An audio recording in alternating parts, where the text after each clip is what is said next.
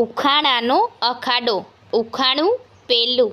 એક છોકરી એવી જે પેટે લાકડી રાખે. બોલો એ કોણ હોઈ શકે?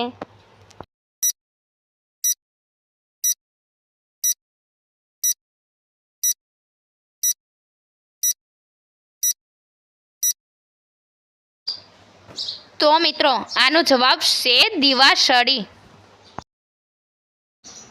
ઉખાણું બીજું. એક અજબ જેવું પંખી જે મીઠું બોલે, પાંખ વગર ઉડે અને એના ઉપર આખી દુનિયા ડોલે. બોલો એ શું હોઈ શકે?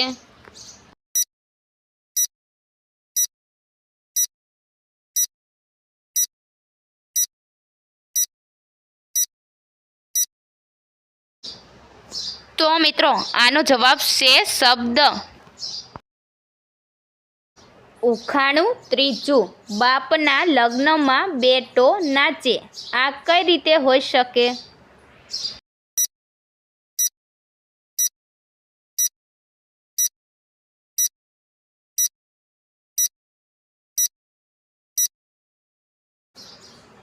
તો મિત્રો આનો જવાબ છે ધુમાડો. ઉખાણું ચોથું. ખાધું પીધું કોઈ નહીં ને રાત દિવસ ઊભું. બોલો એ કોણ?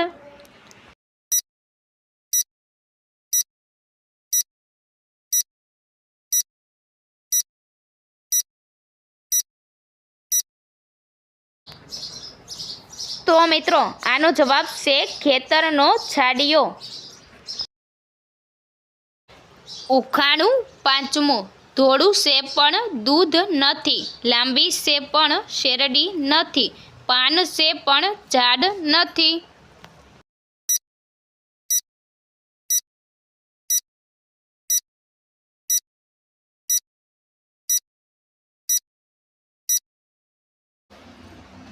તો મિત્રો આનો જવાબ છે મૂળો.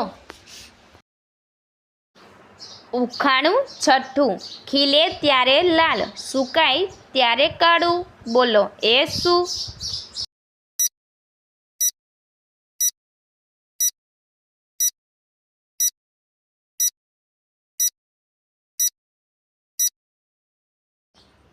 તો મિત્રો આનો જવાબ છે મહેંદી.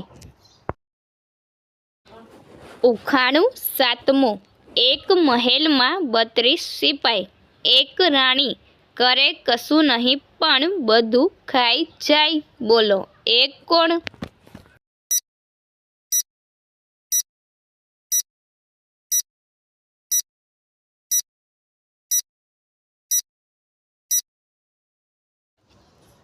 તો મિત્રો આનો જવાબ છે દાંત અને જીભ. ઉખાણું આઠમું. સૂકી લાકડી વાંકો કાન. બોલો શું હશે એનું નામ?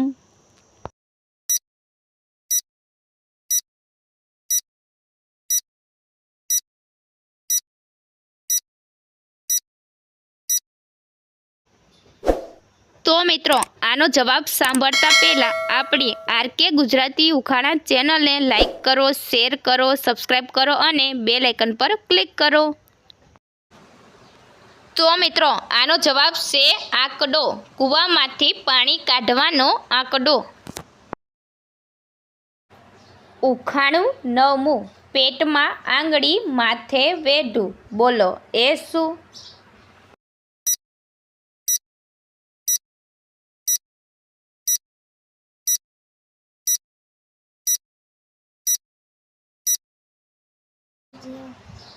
તો મિત્રો આનો જવાબ છે વીંટી. ઉખાણું દસમું. બે માથા બે પગ પણ જીવ એક. બોલો એ કોણ?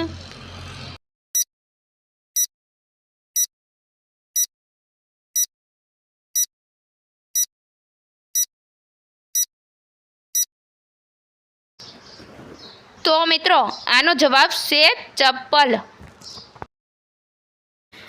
ઉખાણું 11મું. એક અજબ જેવી નાર, ઘડીકમાં થાય મોટી અને ઘડીકમાં થાય નાની. બોલો એ કોણ?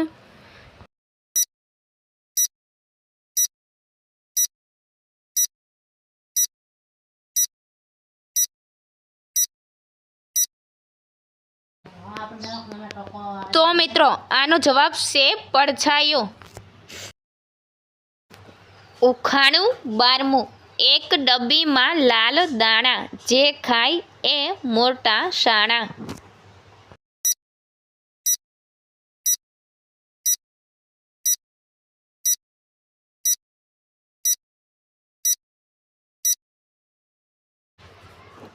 તો મિત્રો આનો જવાબ છે દાડમ. ઉખાણું 13મું. લીલી લાકડી પીળો ધાગો, જવાબ ન આવડે તો ઉઠો ને ભાગો.